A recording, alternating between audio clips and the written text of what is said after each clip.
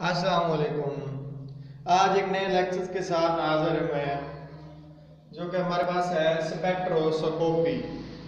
Spectroscopy में ये है कि ये इसकी डेफिनेशन सबसे पहले हम लोग देखते हैं कि वो क्या है। The branch of physics which deals with the investigation of wavelength and intensity of electromagnetic radiations emitted or observed by an atom। अब जो हमारे पास जो लाइट्स आ रही हैं, इसकी एग्जांपल में हम ये कह सकते हैं, जो हमारे पास लाइट आ रही है, सन लाइट, वाइट लाइट जिसको हम बोलते हैं, जब ये हमारे पास तक पहुंचती है तो यक रंगी होती है, मतलब इसका एक कलर होता है।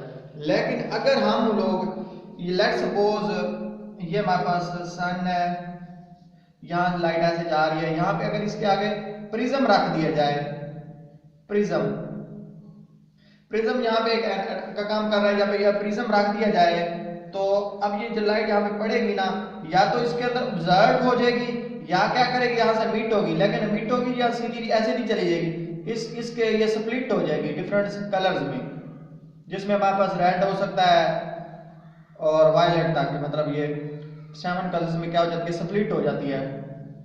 तो इसकी स्टडी जो हम करते हैं, यानी कि जब हम इन्वेस्टिगेट करते हैं कि ये इसका वेवलेंथ में कोई तब्दीली आई है या इंटेंसिटी में तब्दीली आई है, इंटेंसिटी में तब्दीली हो सकती है या क्या हो सकती है वेवलेंथ में, इन दोनों में क्या जो चेंज आई है, इन्वेस्टिगेट करेंगे कि हमारे पास जो लाइट थी वो जो ऑब्जर्व हुई और कुछ एमिट हुई है, तो इस तरह की जो हमारे पास फिजिक्स है उसके लिए हम लोग एक डिफरेंट टर्म यूज करते हैं, दैट इज कॉल्ड स्पेक्ट्रोस्कोपी।